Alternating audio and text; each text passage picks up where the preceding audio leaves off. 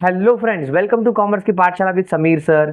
आज हम बायबैक की सीरीज में पहला सम सॉल्व करने जा रहे हैं और ये सम की वैरायटी ये है कि इसमें नंबर ऑफ शेयर्स कितने बायबैक करने हैं या तो परसेंटेज के फॉर्म में या तो एक्चुअली फिगर्स के फॉर्म में दिया रहेगा। जैसे फॉर एग्जांपल 20% शेयर बायबैक करने हैं या तो फिर ऐसा भी लिखा रहेगा कि 2000 शेयर्स या 1500 शेयर्स बायबैक करने हैं। ओके, तो हम सम शुरू करने से पहले हम पॉसिबल स्टेप्स देख लेते हैं कि बायबैक ऑफ सम्स में कितनी एंट्रीज अवेलेबल है। ओके, और फिर हम क्वेश्चन में चेक करेंगे कि हमारे जो पॉसिबल एंट्रीज है उसमें से क्वेश्चन में कितनी एंट्रीज अवेलेबल है। तो सबसे पहले एक बार हम स्टेप चेक कर लेते हैं। सबसे पहले हम क्वेश्चन में क्या चेक करेंगे कि हमको जो शेयर बायबैक करने हैं वो पार्टली पेड अप है या फुल्ली पेड अप। दूसरा हम ये चेक करेंगे क्वेश्चन में कि कहीं इन्वेस्टमेंट सोल्ड दिया हुआ है, क्योंकि बहुत बार क्या होता है कि कंपनी बायबैक करने के लिए अपने इन्वेस्टमेंट को सोल्ड कर देती है। तीसरा हम ये देखेंगे कि नए शेयर्स या डिबेंचर्स इशू किए हैं और नए शेयर्स में जैसे for example preference shares issue किए हैं क्या और नए डिबेंचर्स इशू किए हैं क्या। फिर चौथा स्टेप हम ये देखेंगे कि हमको कितने बायबैक शेयर्स करने हैं, उतने की हम एंट्रीज मार देंगे, जिसके लिए एक्चुअली ये चैप्टर है।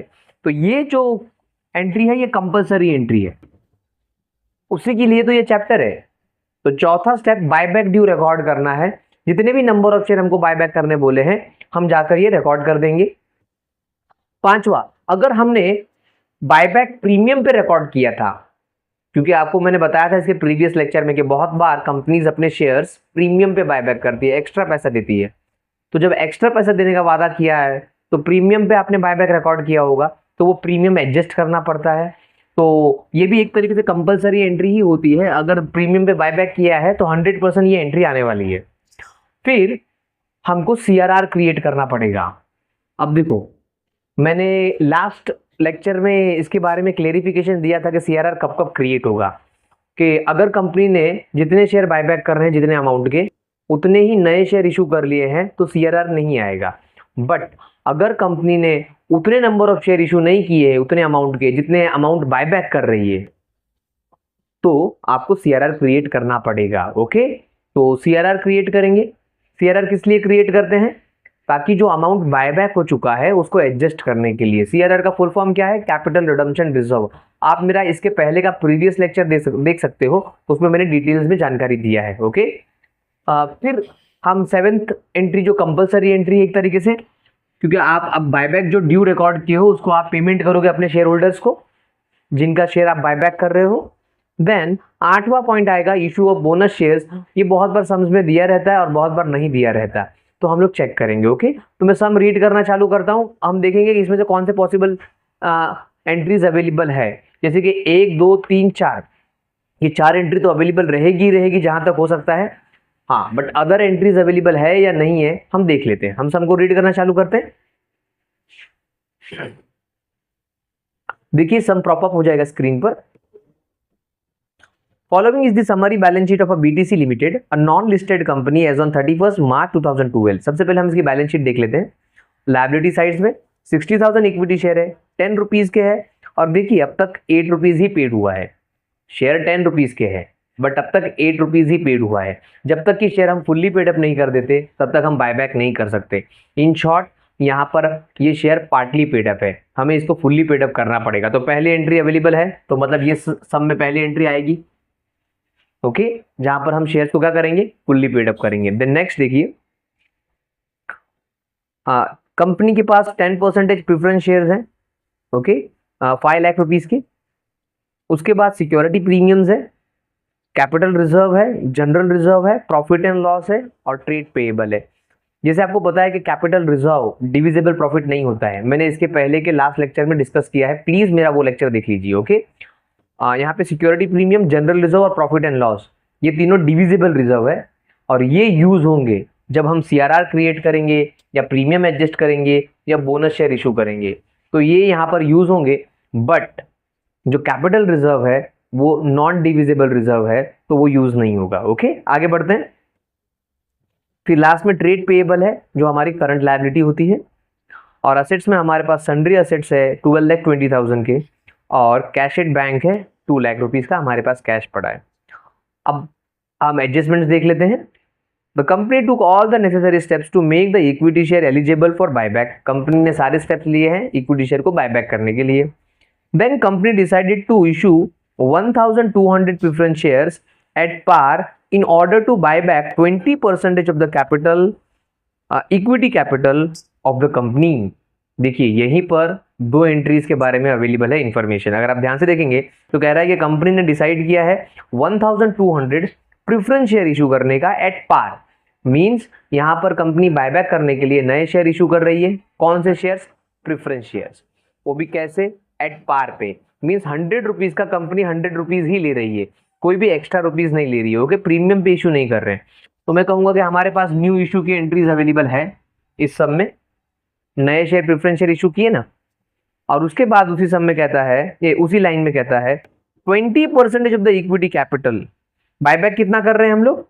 20% ऑफ द इक्विटी कैपिटल। तो हमारा जो इक्विटी कैपिटल होगा उसका 20% हमको बायबैक करना है। ओके, तो यहाँ पर देखिए मैंने आपको शुरुआत में कहा था कि क्वेश्चन में अवेलेबल रहेगा कि कितने शेयर बायबैक करने हैं, या तो नंबर के फॉर्म में या तो परसेंटेज के फॉर्म में। यहाँ पर परसेंटेज के फॉर्म में कह रहा है कि आपको इक्विटी का 20% बायबैक करना है। ओके, तो हम जब यहाँ पे बायबैक करेंगे, डू रिकॉर्ड करेंगे तो कितना परसेंटेज आएगा? 20% आएगा। तो जैसे मैंने कहा कि ये कंपलसरी एंट्री है, ये तो आएगी ही आएगी।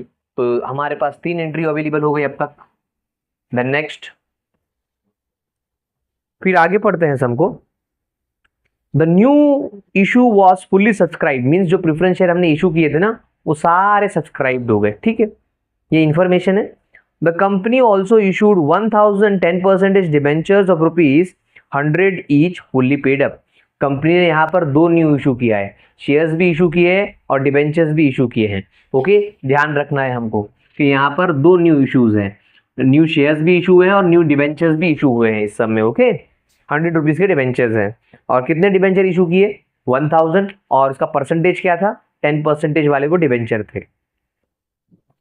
After the issue of shares and debentures, the company bought back 20% of equity share capital from the open market. अब जब न्यू इश्यूज हो गए तो कंपनी ने शेयर्स अपने बाय बैक कर दिए 20%। ये भी इंफॉर्मेशन है। Pass the journal entries and prepare the balance sheet of the company. अब ये देखना पड़ेगा हमको कि ये शेयर्स कौन से ऑफर प्राइस पे बायबैक हुए हैं। मींस जब बायबैक कर रहे थे तो ऑफर प्राइस कंपनी ने क्या रखा था अपने शेयर होल्डर्स के सामने, तो यहाँ पर कहीं पे भी मेंशन नहीं किया हुआ है। तो हम मान के चलेंगे कि 10 रुपीज़ का 10 रुपीज़ ही दे रही है कंपनी, क्योंकि इक्विटी शेयर 10 रुपीज़ का है नॉर्मली फेस वैल्यू उसका। तो कंपनी रिटर्न में भी 10 रुपीज़ ही कर रही है, बिकॉज क्वेश्चन में कहीं पे भी ऑफर प्राइस मेंशन नहीं किया है। बहुत सारे आगे आने वाले क्वेश्चन में मेंशन किया रहेगा, बट अगर ना मेंशन किया हो तो आप मान के चलिए कि वो 10 रुपीज़ है। ओके, मीन्स 10 का 10 रुपीज़ बायबैक का रिफंड मिल रहा है और इसमें कोई भी प्रीमियम का अमाउंट नहीं है। तो हम देख लेते हैं कि हमको कौन से एंट्रीज आने वाली है एक बार। सबसे पहले हमको पार्टली पेड अप का एंट्री आएगा। इन्वेस्टमेंट सोल्ड यहाँ पर नहीं था तो ये एंट्री नहीं है। दूसरा न्यू इशू है, बट न्यू इशू में 2 एंट्री है, शेयर्स का भी और डिबेंचर्स का भी, तो टोटल हो गए 3 एंट्री। चौथा बायबैक ड्यू तो रिकॉर्ड करना ही पड़ेगा।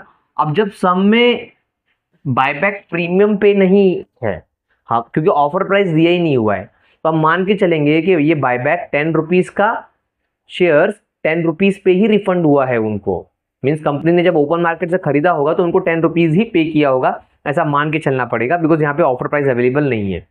तो यहाँ पे प्रीमियम की एडजस्ट की एंट्री नहीं आएगी, बिकॉज बायबैक प्रीमियम पे हुआ ही नहीं है, तो ये भी एंट्री नहीं आएगा।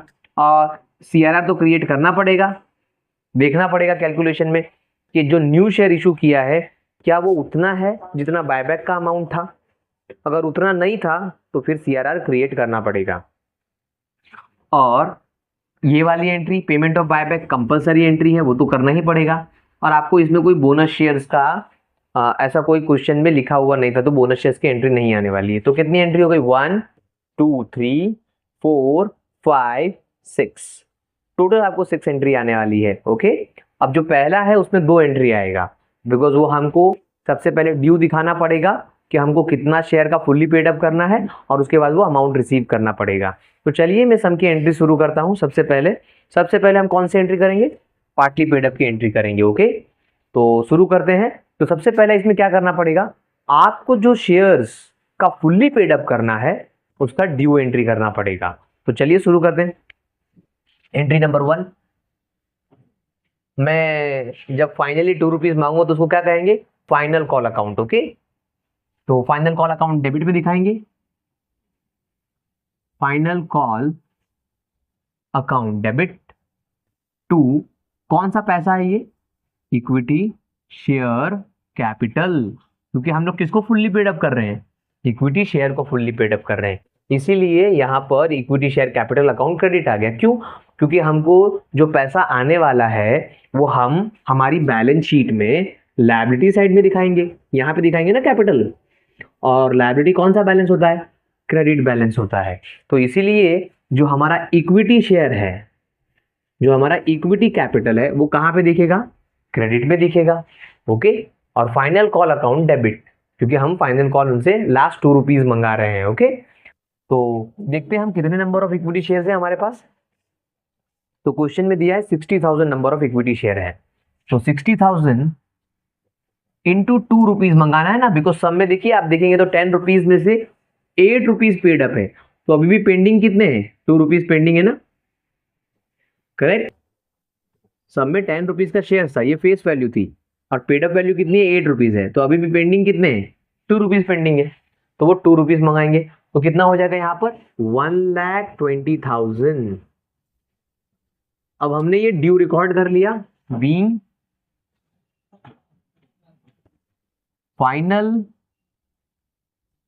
कॉल ड्यू रिकॉर्डेड, हमने फाइनल कॉल ड्यू रिकॉर्ड कर लिया। अब क्या होगा, ये पैसा रिसीव कर लेंगे, क्वेश्चन में कहीं पे भी नहीं लिखा है कि इन्होंने पैसा नहीं दिया, इतने शेयर होल्डर ने पैसा नहीं दिया, तो हम मान के चलेंगे कि सारा पैसा आ गया। ओके, तो ये फाइनल कॉल कैंसिल होगा, तो ये फाइनल कॉल क्रेडिट से कहाँ पे, डेबिट से कहाँ पे चला जाएगा, क्रेडिट में चला जाएगा। ओके, ये फाइनल कॉल का पैसा रिसीव कर रहे हैं ना, तो ये जो फाइनल कॉल है हमारा डेबिट में है, वो कैंसिल होने के लिए क्रेडिट में आ जाएगा। तो यहाँ पे 2 final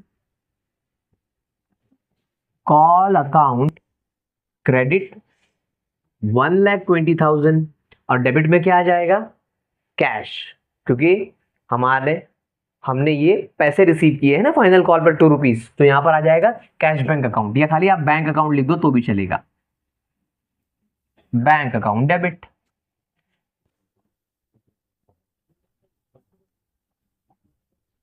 being final call due received, जो पैसा हमको फाइनल कॉल पे मिलने वाला था वो रिसीव्ड हो गया, करेक्ट। तो हमारी पहली एंट्री कंप्लीट हो गई। हमने क्या किया इसमें, हमने चेक किया हमारे सब में पार्टली पेड अप शेयर था, 10 रुपए का 8 ही रुपए आया था, तो हमने सबसे पहले वो ड्यू दिखा दिया, final call account debit to equity share capital. Equity share capital credit में क्यों दिखाएंगे, बिकॉज जो भी पैसा आएगा वो कंपनी की लायबिलिटी होगी, लायबिलिटी क्रेडिट बैलेंस है। ओके, तो इक्विटी शेयर क्रेडिट में चला जाएगा, तो फाइनल कॉल डेबिट में। अब ड्यू दिखा दिया, पैसा रिसीव कर लेंगे, तो फाइनल कॉल डेबिट से कैंसिल होने के लिए क्रेडिट में आ गया, और पैसे आ रहे हैं तो बैंक अकाउंट डेबिट हो गया। ओके, आगे बढ़ते थे नेक्स्ट। अब हमको है ना ये फॉलो करना है। ओके, जो हमारे पास ऑलरेडी स्टैंडर्ड स्टेप्स अवेलेबल है, जो स्टेप्स हमारे पास है हमने देख लिए हैं, बस इसमें से देख देकर हमको एंट्री करना है। तो अभी न्यू शेयर इशू का स्टेप्स है, तो नए शेयर कौन से इशू किए देख लेते हैं एक बार क्वेश्चन में। तो 1,200 प्रेफरेंस शेयर इशू किए हैं at par in order to buy back 20% capital. तो 1,200 शेयर्स हमने इशू किए हैं, वो भी पार पे, पार मीन्स 100 रुपीज का 100 रुपीज ही लिया हुआ है। ओके, अब यहाँ पे परसेंटेज नहीं दिया हुआ है प्रेफरेंस शेयर का, तो हम मान के चलेंगे जो क्वेश्चन में परसेंटेज था वही टाइप्स वाले यहाँ पे भी शेयर इशू हुए, 10% वाले प्रेफरेंस शेयर। ओके, तो चलिए हम एंट्री करते हैं।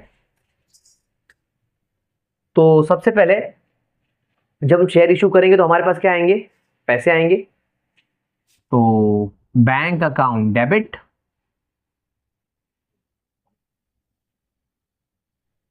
और जो भी पैसे हैं वो 10% प्रेफरेंस शेयर कैपिटल है।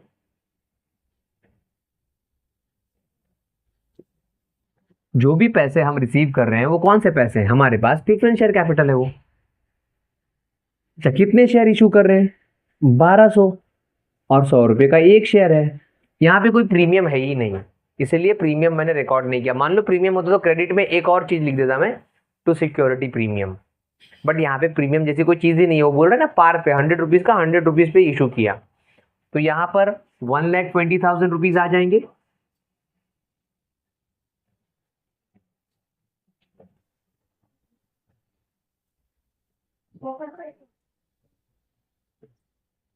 being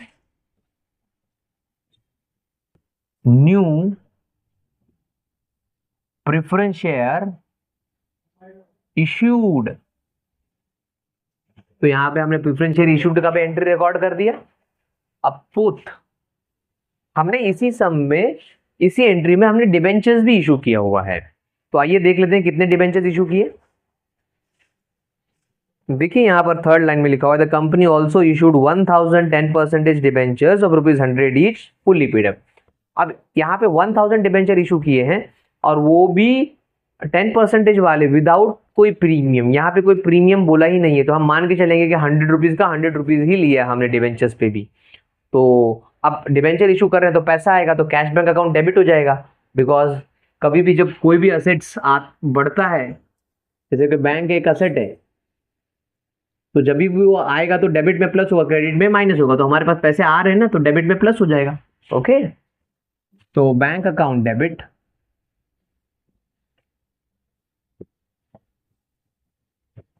टू 10% डिबेंचर कैपिटल या 10% डिबेंचर अकाउंट। ओके, 1000 डिबेंचर से और 100 रुपीज का एक डिबेंचर होता है। ओके, तो यहाँ पर 1 लाख रुपीज कंपनी ने कलेक्ट किए as a form of loan from the public. ये लोन है। ओके, ये शेयर कैपिटल तो नहीं है, ये लोन कैपिटल है।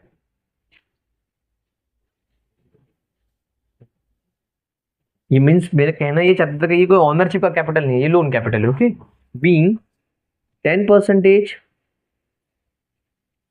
Debenture issued.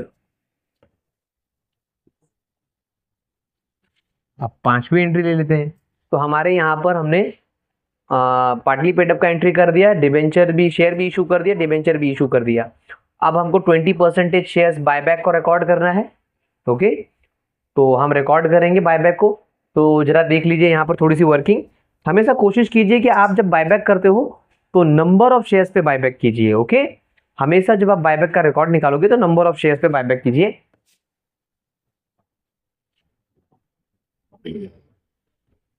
देखिए यहाँ पे जरा वर्किंग, हम लोग को buyback, number of share buyback ढूंढना है, नंबर ऑफ शेयर बायबैक। तो क्या करने का, सबसे पहले क्वेश्चन में नंबर ऑफ शेयर ढूंढ लेने का। हमारे क्वेश्चन में number of share already equity share दिया हुआ है, 60,000 इक्विटी शेयर्स है। नहीं दिया होता तो हम लोग 8 रुपीज से डिवाइड कर लेते हैं 4,80,000 को।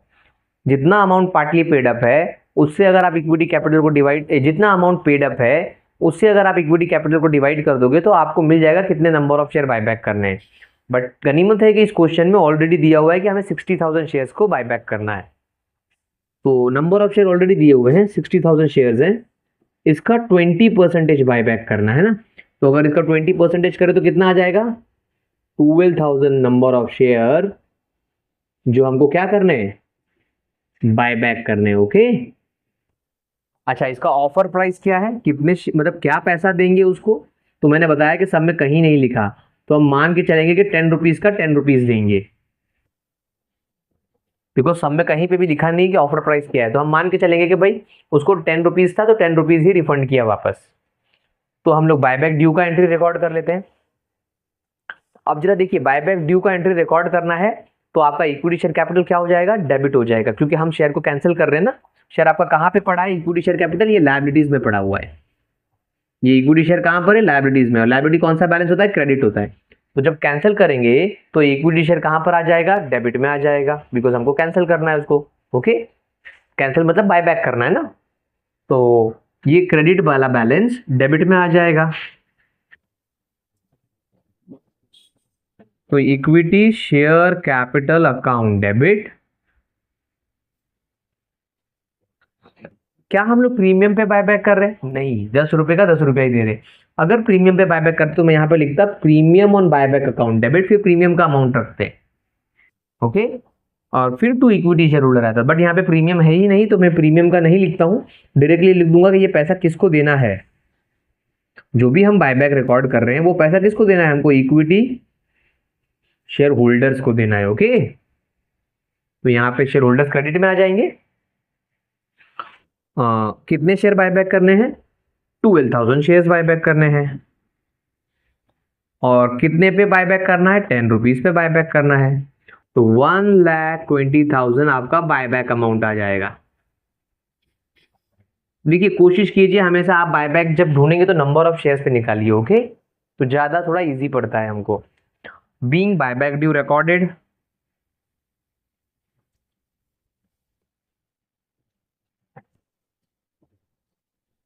हमने बायबैक ड्यू रिकॉर्ड कर दिया, ये वाली एंट्री कर ली हमने। अब प्रीमियम नहीं था हमारे पास, अब सीआरआर क्रिएट करने की बारी आएगी। तो सीआरआर क्रिएट करने के लिए मैं आपको एक आइडिया देता हूं, उसके बाद एक फॉर्मूला भी बताता हूं।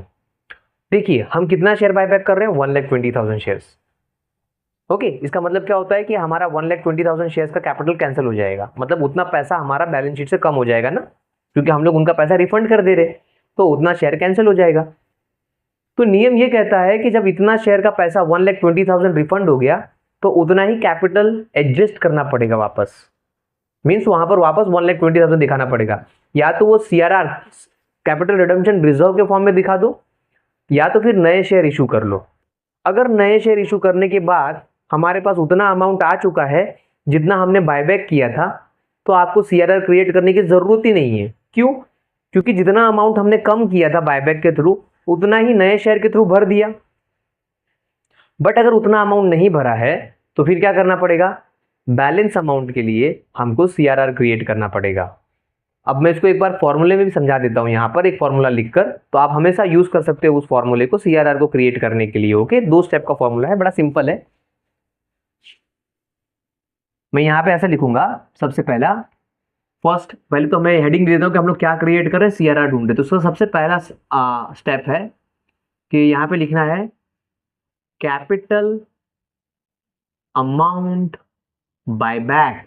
हम कितना कैपिटल अमाउंट बायबैक कर रहे हैं? तो देखो हमारे पास एंट्री में लिखा हुआ है कि हम लोग 1,20,000 अमाउंट को बायबैक कर रहे हैं ना। और ना समझे तो आप ऐसे भी कर सकते हो कि हम लोग 12,000 शेयर्स को बायबैक कर रहे हैं और 10 रुपया उसका कैपिटल था, तो वही आंसर आ जाएगा 1,20,000। इन शॉर्ट हम लोग 1,20,000 कैपिटल को बायबैक कर रहे हैं। अब दूसरा स्टेप माइनस कर दो, न्यू शेयर इशू जो किया है, बट उसका कौन सा अमाउंट? कैपिटल अमाउंट माइनस करना है। ओके, अगर आपने सम में, दूसरा स्टेप क्या होगा, कोई न्यू शेयर इशू किया है तो उसका कैपिटल अमाउंट बायबैक माइनस कर दो। तो क्या सम में आपने न्यू शेयर इशू किया है? हाँ डेफिनेटली हमने नया शेयर इशू किया। देखिए हमने प्रेफरेंस शेयर इशू किए, उसका कैपिटल अमाउंट, तो देखिए ये प्रेफरेंस शेयर कैपिटल, ये वाला कैपिटल अमाउंट है, प्रीमियम अमाउंट नहीं है। अगर शेयर प्रीमियम पे इशू किए होते तो प्रीमियम अमाउंट नहीं लेते, कैपिटल अमाउंट ही लेना है। तो 1,20,000 इसका कैपिटल अमाउंट है, देखिए यहाँ पे दिया हुआ है। ओके, नए शेयर हमने ये इशू किए ना, न्यू शेयर्स, उसका कैपिटल अमाउंट 1,20,000 है, वो रख दिया, माइनस करना है। अब जो भी नीचे मिलेगा वो आपका सीआरआर का बैलेंस मिल जाएगा। तो सीआरआर का बैलेंस क्या मिल रहा है आपको? नील मिल रहा है। क्यों? क्योंकि हमने जितने शेयर का कैपिटल बायबैक किया उतना ही कैपिटल की भरपाई हमने नए प्रेफरेंस शेयर इशू करके कर ली, तो फिर बैलेंस कुछ बचता ही नहीं है और कुछ एडजस्ट करने की जरूरत ही नहीं है, तो सीआरआर की एंट्री आएगी ही नहीं। बट मान लो यहाँ पर 80,000 शेयर इशू किए, 80,000 का कैपिटल कलेक्ट किया होता तो हमको 40,000 का सीआरआर बनाना पड़ता। मान लो 1 लाख का नया शेयर इशू किया होता कैपिटल अमाउंट, तो हम लोग को 20,000 का सीआरआर बनाना पड़ता, बट ऐसी कोई नौबत ही नहीं है यहाँ पर। ओके, फिर आगे बढ़ते हैं। अब मीन्स हमको सीआरआर की एंट्री नहीं है इस सम में। अब लास्ट कौन सा आ जाएगा? पेमेंट का एंट्री। तो पेमेंट किसको करना है? जिसका बायबैक ड्यू रिकॉर्ड किया था, हमारे इक्विटी शेयर होल्डर्स को। तो देखिए यहाँ पर है इक्विटी शेयर होल्डर्स, इनको पेमेंट करना था ना 1,20,000। तो अब ये क्रेडिट से कहां पर जाएगा? डेबिट में, बिकॉज अब इसको पेमेंट कर रहे हैं, हमने ड्यू रिकॉर्ड किया था, तो अब इसको कैंसिल करेंगे तो ये क्रेडिट से डेबिट में आ जाएगा। ओके, तो देखिए यहां पर ये 6 एंट्री, ये इक्विटी शेयर होल्डर जिनको हमको 1,20,000 देना था, मैं पेमेंट कर रहा हूं उनको, तो क्रेडिट से कैंसिल होने के लिए ड्यू डेबिट में आ जाएगा। Equity share holder account debit, कितना अमाउंट था? 1,20,000 देना था उनको। अब पेमेंट कर देंगे तो क्रेडिट में क्या चला जाएगा? बैंक अकाउंट, बिकॉज हम लोग पे कर रहे हैं ना। तो देखिए पेमेंट हो गया। बीइंग बायबैक ड्यू पेड, और यहां पर हमारे इस सम की सारी जर्नल खत्म होती है। सबसे पहले हमने कौन सी जर्नल एंट्री की? हमने चेक किया पार्टली पेड अप था शेयर का, हाँ 10 रुपए की जगह पे 8 रुपए ही आए थे। नियम कहता है कि आप इसको फुल्ली पेड अप जब तक नहीं करते तब तक इसको आप बायबैक नहीं कर सकते। फुल्ली पेड अप कर ली, फिर हमने नए शेयर प्रेफरेंस शेयर इशू किए, डिबेंचर्स भी इशू किए, फिर बायबैक को ड्यू को रिकॉर्ड किया। बट बायबैक हमने प्रीमियम पे नहीं किया बिकॉज सब में कुछ बताया नहीं था, तो हमने मान लिया कि 10 रुपए का 10 रुपया ही रिफंड किया होगा, कम तो नहीं दे सकते, ये सुन लो। तो प्रीमियम था नहीं इस सब में, सीआरआर की नौबत ही नहीं आई बिकॉज हमने जितना शेयर का बायबैक किया था उतना ही अमाउंट नए शेयर से इशू करके वापस हमने उसकी भरपाई कर ली, रिप्लेनिश कर लिया। और पेमेंट लास्ट एंट्री जो हमारी एंट्री थी वो हमने कर दी। यहाँ पर इस समय कोई बोनस इशू के बारे में कुछ इन्फॉर्मेशन नहीं थी, तो बोनस इशू नहीं आएगा। तो यहाँ पर हमारे जर्नल एंट्री का पार्ट खत्म होता है। अगला पार्ट इसका फाइनल पार्ट होगा जो है बैलेंस शीट बनाना इस सम का, तब जाके ये सम कंप्लीट होगा। ओके, तो अगला पार्ट हमारा रहेगा वर्टिकल बैलेंस शीट बनाने का इस सम का। ओके, जो नेक्स्ट है। अब आगे का जो हिस्सा है वो वर्टिकल बैलेंस शीट बनाने का है, जहां पर हम हमारा जो क्वेश्चन दिया हुआ है उसमें जो बैलेंस शीट दी हुई है ओल्ड बैलेंस शीट, और हमने जो जर्नल एंट्रीज की थी अभी उसकी मदद लेकर हम वर्टिकल बैलेंस शीट बनाएंगे। जो अब भी हमने जर्नल एंट्रीज की है उसको मैंने यहाँ पर लिख दिया है, ताकि क्योंकि इसकी हमें हेल्प लगेगी हमको बैलेंस शीट कंप्लीट करने के लिए, हमारी न्यू आफ्टर द बायबैक वाली बैलेंस शीट। और उसका फॉर्मेट क्या है? उसका फॉर्मेट वर्टिकल फॉर्मेट है। जैसे आप जानते हो कि आपने अब तक जो भी बैलेंस शीट बनाई थी 12वीं में या इसके पहले, तो मैं कहूंगा कि ज्यादातर वो टी फॉर्मेट में होती थी, लायबिलिटी एंड असेट्स इस फॉर्मेट में होती थी। ये हॉरिजॉन्टल बैलेंस शीट है, हमें वर्टिकल बैलेंस शीट बनानी है। मींस ये जो बैलेंस शीट है इसको ऐसा कर दिया गया है, अगर मैं इस बैलेंस शीट को इस एंगल में लिखूं तो यहाँ पे लायबिलिटी आ गया या असेट्स हो गया, इसको पलट दिया, इस तरफ कर दिया, तो ऊपर लायबिलिटीज आ गए और नीचे असेट्स आ गया, और ये वर्टिकल बैलेंस शीट बन गई। बट इसका एक फॉर्मेट होता है लिखने का, जो फॉर्मेट सबसे पहले हम डिस्कस करते हैं और उसके बाद हम सम को बिगिन करते हैं। तो देखिए यहाँ पर ये वर्टिकल बैलेंस शीट बनाने के लिए आपको दो फॉर्मेट की जरूरत पड़ेगी, जिसको एक को तो हम समराइज बैलेंस शीट कहते हैं, जहां पर इंफॉर्मेशन पूरी रहेगी कि कंपनीज की लायबिलिटीज और असेट्स क्या क्या है, और दूसरा नोट्स टू अकाउंट रहेगा जहां पर हम डिटेल इंफॉर्मेशन लिखेंगे। मींस यहाँ पे सारी चीज समराइज में है, वही चीज यहाँ पर डिटेल में होगी। It's like working. सबसे पहले हम लोग यहाँ पर वो चीज ढूंढेंगे कितना अमाउंट है, फाइनल करेंगे, और उसके बाद वो फाइनल फिगर हम यहाँ पर पुट करेंगे। ओके, जैसे शेयर कैपिटल है तो शेयर कैपिटल हम लोग पहले डिटेल में ढूंढेंगे कि कितना शेयर कैपिटल कंपनी के पास बचा है आफ्टर द बायबैक, और उसके बाद जो भी फाइनल फिगर मिलेगा वो फाइनल फिगर जाकर हम यहाँ पर लिखेंगे। ओके, तो ये हमारी दो फॉर्मेट चाहिए हमको समराइज बैलेंस शीट बनाने के लिए। सबसे पहले मैं अपनी समराइज बैलेंस शीट को डिस्कस करता हूँ।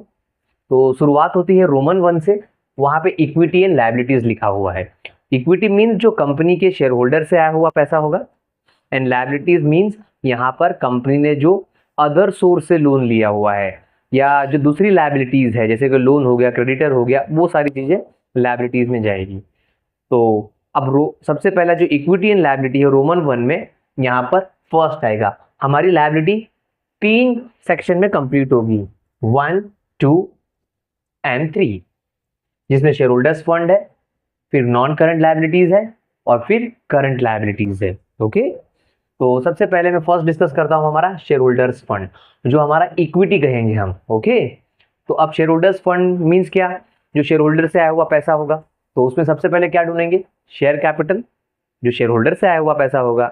फिर दूसरा शेयर होल्डर का और कौन सा पैसा होता है? रिजर्व्स एंड सरप्लस, जो कंपनी में रिजर्व्स एंड सरप्लस होता है वो भी शेयर होल्डर्स का ही होता है। तो B reserves and surplus means ये 1 में जब ए और बी मिला देंगे तो हम दोनों का टोटल करेंगे तो हमें क्या मिल जाएगा? शेयर होल्डर्स फंड मिल जाएगा।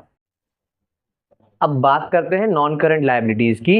इट मींस दैट अब कंपनी ने यहाँ बाहर वालों से पैसा लिया है, जैसे कि डिबेंचर होल्डर से पैसा लिया डिबेंचर्स के नाम पर, और स्पेशली जो लॉन्ग टर्म का पैसा होता है, मोर देन 1 ईयर के लिए कंपनी ने ये लोन लिया है। ओके, फिर बैंक से कोई लॉन्ग टर्म लोन ले लिया, तो वो सारा हमारा नॉन करंट लायबिलिटीज में आता है, जहां पर उसको हम लॉन्ग टर्म बोरोविंग्स, मतलब हमने जो लॉन्ग टर्म के लिए उधार लिया है उसके लिए ए का इस्तेमाल करेंगे और यहाँ पर लिखेंगे। उसके बाद कंपनी के पास शॉर्ट टर्म बोरोइंग्स भी होती है, मीन्स जो 1 साल के लिए या 1 साल के अंदर जो पेमेंट करना है हमको, जैसे फॉर एग्जांपल बैंक ओवरड्राफ्ट लिया हो या क्रेडिटर्स का पैसा पे करना है हमको, कोई बिल्स पेएबल है, तो वो सारी चीज़ें हमारी करंट लायबिलिटीज होती है। अब यहाँ पर हमारा टोटल लायबिलिटी खत्म होता है, जो हमारा लायबिलिटी का साइड होता है। अब आगे बढ़ते हैं असेट्स की तरफ, जो हमारा रोमन सेकंड आएगा।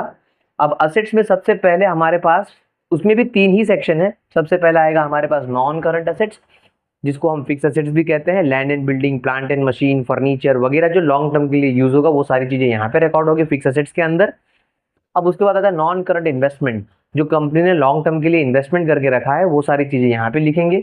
अब आगे करंट असेट्स, वो असेट्स जिसको 1 साल के अंदर कंपनी कैश में कन्वर्ट कर सकती है। फॉर एग्जाम्पल स्टॉक है, डेटर है, बिल रिसीवेबल है और कैश खुद, तो वो सारा हमारा करंट असेट्स हो गया।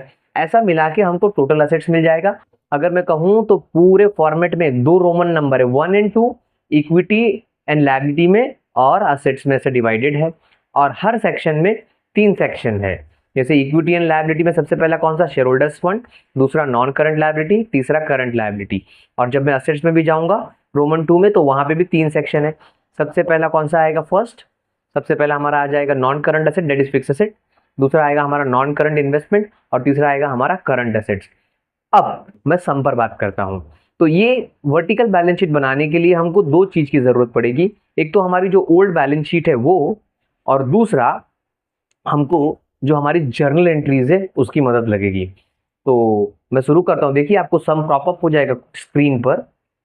थोड़ा सा साइज छोटा रहेगा इस बार सम का, बिकॉज पूरा हमारा बैलेंस शीट के मीन्स हमारा पूरा जो बोर्ड है वो भरा हुआ है। तो हो सकता है कि सम का जो प्रॉप अप हो रहा है क्वेश्चन, उसका साइज थोड़ा छोटा रहेगा, बट मैनेज कीजिए। Let me start. तो इसको बिगिन कैसे करेंगे, तो मैं बता देता हूँ उसका तरीका। सबसे पहले हम लोग बैलेंस शीट में जाएंगे, जो ओल्ड बैलेंस शीट होती है वो देखेंगे, और उसके बाद हम जर्नल एंट्री देखेंगे। ओके। और एक बात ध्यान रखना है कि ये रूल है, डेबिट के सामने अगर कोई क्रेडिट आए, अगर डेबिट के सामने कोई क्रेडिट आए तो वो माइनस होगा, और क्रेडिट के सामने कोई डेबिट आए तो वो भी माइनस होगा। मीन्स अपोजिट होगा तो माइनस होगा और सिमिलर होगा तो ऐड होगा। ओके, चलिए शुरू करते हैं। सबसे पहले हम लोग क्या ढूंढना है हमको, सबसे पहले हमको ढूंढना है share capital. Okay, share holder fund में। तो देखिए ये शेयर कैपिटल के सामने मैंने 1 रख दिया। अब जो ढूंढना है मैं यहाँ पे रख दूंगा वर्किंग्स में, नोट्स टू अकाउंट में। क्या ढूंढना है हमको, शेयर कैपिटल। अब इसका हेडिंग दे दूंगा। अब सबसे पहले मैं ओल्ड बैलेंस शीट को देखूंगा, हमारे पास कौन सा शेयर कैपिटल है ओल्ड बैलेंस शीट में। तो अगर आप देखेंगे तो ओल्ड बैलेंस शीट में देखिए सबसे पहले आपके पास इक्विटी शेयर कैपिटल है 60,000 के ₹10 वाले, और जिसका अमाउंट है 8 रुपीज आया हुआ है और 4,80,000। तो मैं यहाँ पे लिख दूंगा सबसे पहले इक्विटी शेयर कैपिटल।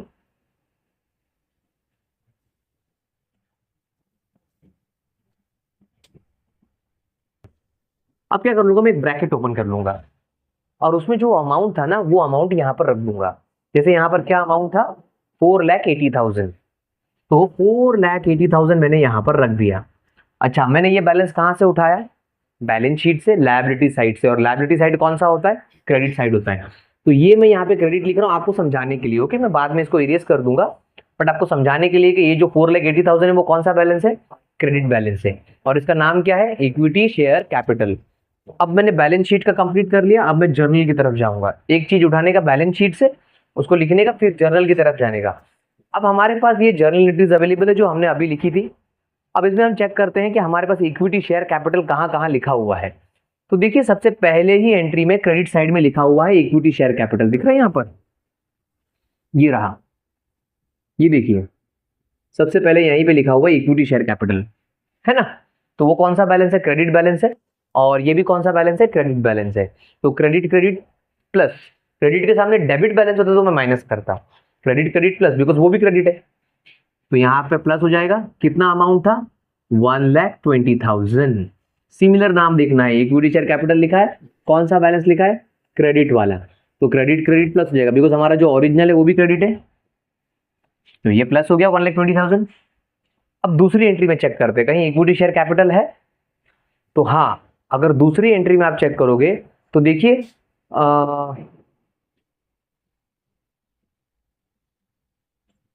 माफ करना, यहाँ पर इक्विटी शेयर कैपिटल लिख दिया गलती से, यहाँ पर फाइनल कॉल आना चाहिए। आई एम वेरी सॉरी, मैं इसको करेक्शन कर देता हूँ। फाइनल कॉल अकाउंट है, ओके, क्रेडिट में। माफ करना, वो गलती से लिख दिया था मैंने शेयर कैपिटल लिखने के टाइम पर। तो यहाँ पर क्या है, फाइनल कॉल है। तो दूसरी एंट्री में हमारे पास इक्विटी शेयर कैपिटल नहीं है। अब तीसरी एंट्री में चेक करते हैं, कहीं इक्विटी शेयर कैपिटल है क्या? नहीं, यहाँ पे प्रेफरेंस शेयर कैपिटल है और बैंक अकाउंट है, नहीं है। फोर्थ एंट्री में चेक करते हैं, नहीं, यहाँ पे भी नहीं है। फिफ्थ एंट्री में है, देखिए डेबिट में है, इक्विटी शेयर कैपिटल। ये शेयर होल्डर है, इसको मत देखिए, ये तो होल्डर है, वो कैपिटल चाहिए। तो देखिए यहाँ पे शेयर कैपिटल है, इक्विटी शेयर कैपिटल, बिकॉज हम लोग किसके सेक्शन में, इक्विटी शेयर कैपिटल के सेक्शन में। तो देखिए इक्विटी शेयर कैपिटल, अब ये कौन सा बैलेंस है, डेबिट है, और हमारे पास कौन सा बैलेंस था, ओरिजिनल वाला क्रेडिट। तो क्रेडिट के सामने अगर कोई डेबिट आए तो हम उसको कैसे लिखेंगे, माइनस में लिखेंगे, ओके। तो इसको हम लोग माइनस में लिख देंगे। कितना अमाउंट है भाई, 1,20,000। क्यों माइनस में लिखा, बिकॉज ये डेबिट बैलेंस है, ओके। उसके बाद हम लोग सिक्स एंट्री में चेक करते हैं, कहीं इक्विटी शेयर कैपिटल है, नहीं, ये भी शेयर होल्डर है, तो हम लोग नहीं ले सकते, ओके। तो यहाँ पर फाइनली हमारी सारी एंट्री कंप्लीट होती है। हमने हर एंट्री में चेक करना है कि कहीं इक्विटी शेयर कैपिटल अवेलेबल है, क्योंकि इक्विटी शेयर कैपिटल खुद क्रेडिट बैलेंस है। अगर उसके सामने कोई क्रेडिट आया तो प्लस और डेबिट आया तो माइनस। तो यहाँ पर मैं इसको कंक्लूड करता हूँ, और अगर मैं इसको प्लस माइनस करूँ तो वापस आंसर कितना आएगा हमारा, 4,80,000। अगर इसको मैं प्लस करूँ फिर माइनस करूँ तो हमारे पास आंसर कितना मिलेगा, 4,80,000, ओके। अब चलते हैं वापस बैलेंस शीट में। अब बैलेंस शीट में देखते हैं कि हमारे पास कौन सा शेयर कैपिटल है, क्योंकि अगर ये इक्विटी शेयर खाली एक लौता होता तो डायरेक्टली मैं ये अमाउंट बाहर लिख देता और मैं कहता कि मेरा वर्किंग नोट नंबर 1 खत्म हो गया है और जाके यहाँ पे लिख देता अमाउंट। बट ऐसा नहीं है, हमारे पास दो टाइप के शेयर है, इक्विटी भी है और प्रेफरेंस भी है। तो देखिए क्वेश्चन में 10% प्रेफरेंस शेयर कैपिटल, हमारे पास 10% प्रेफरेंस शेयर कैपिटल है, ओके, 5 लाख रुपए के। बट ये लिखने से पहले मैं ये इरेज कर देता हूँ और यहाँ पे लिख देता हूँ जो इक्विटी शेयर कैपिटल था वो 10 रुपीज वाला था, ओके, उसकी डिटेल दे दिया। अब आ रहे हैं 10% प्रेफरेंस शेयर कैपिटल। अब उसका अमाउंट कितना था, बैलेंस शीट में दिया हुआ 5 लाख रुपीज। तो ब्रैकेट ओपन कर दूंगा, ये 5 लाख रुपीज कौन सा बैलेंस है, क्रेडिट बैलेंस है, ये समझाने के लिए लिखा है, मैं वापस इरेज कर दूंगा, ओके। ये क्रेडिट बैलेंस है, लायबिलिटी से उठाया हुआ हर बैलेंस क्रेडिट बैलेंस होता है। अब हम लोग चेक करेंगे हमारी जर्नल एंट्री में कहाँ कहाँ पर क्रेडिट और डेबिट है प्रेफरेंस शेयर के नाम पर। अगर क्रेडिट आया तो प्लस करेंगे और डेबिट आया तो माइनस करेंगे। तो देखिए सबसे पहले एंट्री में तो अवेलेबल नहीं है, सेकंड एंट्री में अवेलेबल नहीं है, थर्ड एंट्री चेक करते हैं, हाँ थर्ड एंट्री में अवेलेबल है, सेम परसेंटेज है, 10% preference share capital, yes same है। और ये कौन सा बैलेंस है, क्रेडिट, और ये भी क्रेडिट है। तो क्रेडिट क्रेडिट क्या हो जाएगा, प्लस हो जाएगा ना। कितना अमाउंट है, 1,20,000। उसके बाद चेक करते हैं कहीं और है, नहीं, ये 10% डिबेंचर है, नहीं यहाँ पे भी नहीं है और 6 एंट्री में भी नहीं है। तो अब मैं इसको क्लोज करूंगा तो यहाँ पर कितना आ जाएगा, 6,20,000। अब यहाँ पर मेरा शेयर कैपिटल कंप्लीट होता है, बिकॉज उसके बाद कोई शेयर अवेलेबल नहीं है। तो अब मैं इन दोनों को प्लस करके फाइनली बाहर लिख दूंगा। तो मेरे पास कितना आ जाएगा यहाँ पर 10 और ये 11 लैक्स, ओके, 6 और 4 10 लैक्स, और ये आ गया 80 और 20 1 लाख, वो तो हो गए हमारे पास 11 लैक्स। तो यहाँ पर मेरे पास शेयर कैपिटल कितना है, 11 लैक्स। देखिए मुझे पहली इंफॉर्मेशन मिल गई इस तरह। अब दूसरी इंफॉर्मेशन कौन सी ढूंढेंगे, रिजर्व्स एंड सरप्लस। थोड़ा इसे बराबर लिख देता हूं, 11 लैक्स, ओके। अब सेकंड इंफॉर्मेशन में हम लोग क्या ढूंढने गए, रिजर्व एंड सरप्लस। तो यहाँ पे नोट नंबर 2 डाल दिया और यहाँ पे जाके लिख दूंगा रिजर्व्स एंड सरप्लस। अब क्वेश्चन में कौन से रिजर्व हो सकते हैं, हमारे पास capital reserve, security premium, profit and loss, general reserve, ऐसे बहुत सारे रिजर्व्स होते हैं, ओके। तो आइए हम पहले क्वेश्चन में देखेंगे। जैसे मैंने कहा है कि सबसे पहले बैलेंस शीट देखेंगे और उसके बाद जर्नल। तो अगर आप देखोगे तो सबसे पहले सिक्योरिटी प्रीमियम है 15,000 का, तो पहले वो लिख देते हैं, सिक्योरिटी प्रीमियम्स पहला रिजर्व।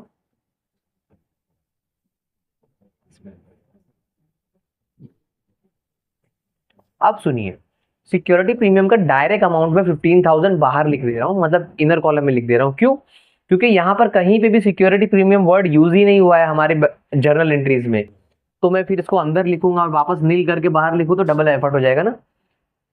मैं यहाँ पे ब्रैकेट कब बनाता, जब कोई एडजस्ट करने के लिए कुछ अमाउंट होता, तो है ही नहीं, तो डायरेक्टली यहाँ पर 15,000, बिकॉज इसका कुछ यूज ही नहीं हुआ है। सिमिलरली हमारा कैपिटल रिजर्व भी कहीं पर भी यूज नहीं हुआ है, तो उसको भी सिमिलरली उतार दूंगा कैपिटल रिजर्व,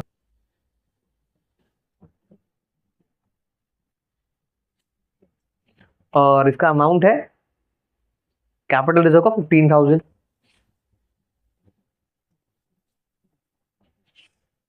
ऐसे ही हमारे जनरल रिजर्व के साथ है जो 60,000 का है, वो कहीं आया ही नहीं है, तो मैं ब्रैकेट में क्यों लूं।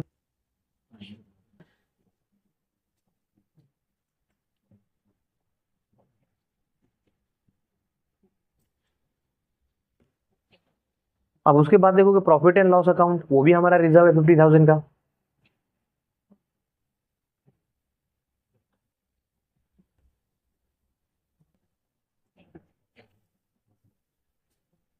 अब ये रिजर्व एंड सरप्लस तो यहाँ पे खत्म होता है, बट इसको क्लोज करने से पहले आप जनरल एंट्रीज में चेक कर लीजिए कहीं सीआरआर कैपिटल रिडम्पशन रिजर्व आपने बनाया है। यहाँ पर नौबत ही नहीं आई थी हमको कैपिटल रिडम्पशन रिजर्व बनाने की इस सम में, जो मैं पहले डिस्कस कर चुका हूँ, तो वो तो है ही नहीं। अगर होता तो वो भी यहाँ पर आता है रिजर्व एंड सरप्लस में। तो अब इसको क्लोज कर देते हैं। तो ये हो गया हमारे पास 110 110 और ये 30, तो 140 हो गया। ये हो गया 110 और ये हमारा 30 ऐड कर दो तो 140 हो जाएगा हमारा रिजर्व, जिसको हम फाइनली यहाँ पे लिख देते हैं 1,40,000। अब इसका टोटल कर लें, तो इसका टोटल करेंगे तो यहाँ पर आ जाएगा 11 लाख और ये 1 लाख, तो ये 12,40,000। तो टोटल होगा 12,40,000। अभी हम लोग नोट नंबर 3 लेंगे, लॉन्ग टर्म बोरोविंग्स ढूंढेंगे। लॉन्ग टर्म बोरोविंग्स क्या होता है, जो कंपनी ने लोन्स लिए हुए डिबेंचर के फॉर्म में, बैंक लोन के फॉर्म में। तो note number 3 long term borrowings. अब क्वेश्चन में देखते हैं सबसे पहले। अगर हमारे क्वेश्चन में ध्यान से चेक करें तो हमारे पास कोई लॉन्ग टर्म बोरोविंग्स है ही नहीं, ना डिबेंचर के फॉर्म में, ना हमारे पास कोई बैंक लोन के फॉर्म में। बट जब जर्नल चेक करेंगे तो हमने एक डिबेंचर्स के नाम पर लोन लिया था 1 लाख रुपीज का, देखिए एंट्री नंबर 4 में अवेलेबल है। ओके, तो ये लिखना ही पड़ेगा, और ये क्रेडिट बैलेंस है और लायबिलिटी भी क्रेडिट बैलेंस होता है ना, तो हम लोग इसको यहां पर लिख देंगे 10% डिबेंचर्स अकाउंट 1 लाख रुपीज। अब मैं आउटर कॉलम में डायरेक्टली क्यों लिख रहा हूं, बिकॉज बाकी एडजस्ट करने के लिए कोई अमाउंट ही नहीं है ना, इसीलिए यहां पर आ गया 1 लाख। अब नोट नंबर 4 ले लेते हैं, करंट लायबिलिटी।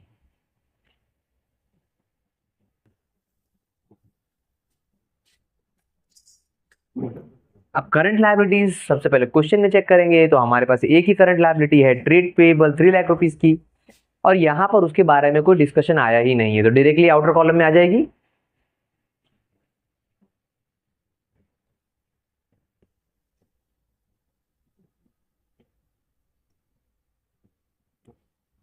सीधा सीधा यहां पर 3 लाख रुपीज। अब हम टोटल लायबिलिटीज को टैली कर लेंगे, तो यहाँ पे आ जाएगा 13, 13 और 3 16, 16,40,000। ओके, ये हो गया हमारे पास 12,40,000 है, ये 13, 13 3 16, 16,40,000, 16,40,000। अब आ जाते हैं हमारा असेट की तरफ। नोट नंबर 5 ले लेंगे, जहां पर हम लोग फिक्स असेट्स ढूंढेंगे।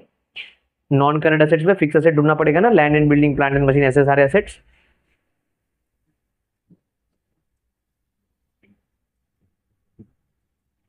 नोट नंबर 5 में आ गए। अब चेक करते हैं, तो अगर आप ध्यान से देखोगे तो हमारे पास एक ही असेट्स है, सन्ड्री असेट्स 12,20,000 के, और यहाँ पर कोई चेंजेस ही नहीं है, कहीं सन्ड्री असेट्स का कोई डिस्कशन ही नहीं हुआ है, ना कोई असेट परचेज किया ना सेल किया, तो डायरेक्टली लिख देंगे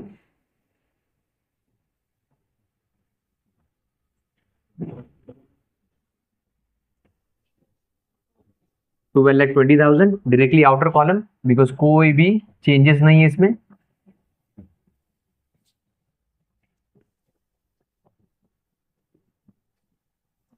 अब करंट नॉन करंट असेट हमारे पास, नॉन करंट इन्वेस्टमेंट हमारे पास नहीं है समझ में, हमने कोई इन्वेस्टमेंट होल्डिंग किया ही नहीं था नॉन करंट के फॉर्म में हमारे क्वेश्चन में, तो यहाँ पर नील कर दिया। नोट नंबर 6 करंट असेट्स, जो हर बार रहेंगे बिकॉज हमारे पास कैश तो रहेगा ही रहेगा और कैश की लेन देन होगी बिकॉज हमने बहुत बार शेयर इशू किया, पेमेंट किया, इसीलिए कैश हमेशा आपको करंट असेट्स में आएगा ही आएगा।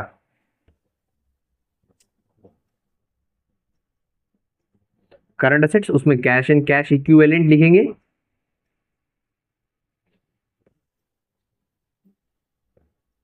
कैश और कैश जैसा, जो कैश एट बैंक है ना उसको कैश एंड कैश इक्विवेलेंट लिखेंगे। कितना अमाउंट है हमारे पास? 2 लाख। और ये असेट से उठाया हुआ बैलेंस है ना, मतलब ये डेबिट बैलेंस है। ओके, अगर इसके सामने कोई क्रेडिट में आएगा तो माइनस कर देंगे और डेबिट में एंट्री में आया तो प्लस कर देंगे, सेम वाला प्लस हो जाएगा। तो पहली एंट्री में तो नहीं, बट दूसरी एंट्री में देखो कैश बैंक डेबिट में लिखा हुआ है, तो वो भी डेबिट और ये भी डेबिट ऐड हो जाएगा 1,20,000। उसके बाद देखोगे थर्ड एंट्री में वापस 1,20,000 डेबिट में है, तो वो भी ऐड हो जाएगा बिकॉज हमारा ओरिजिनल भी 1,20,000 डेबिट बैलेंस ही है ना। उसके बाद आप चेक करोगे तो यहाँ पर फोर्थ एंट्री में वापस डेबिट में है 1 लाख रुपीज बैंक का, तो वो भी ऐड हो जाएगा। अब यहां पर देखोगे तो 5वीं एंट्री में कहीं पे भी नहीं है, बट 6 एंट्री में अवेलेबल है कैश बैंक क्रेडिट में, तो अब ये माइनस हो जाएगा बिकॉज ये क्रेडिट है ना और ओरिजिनल वाला क्या था, डेबिट था।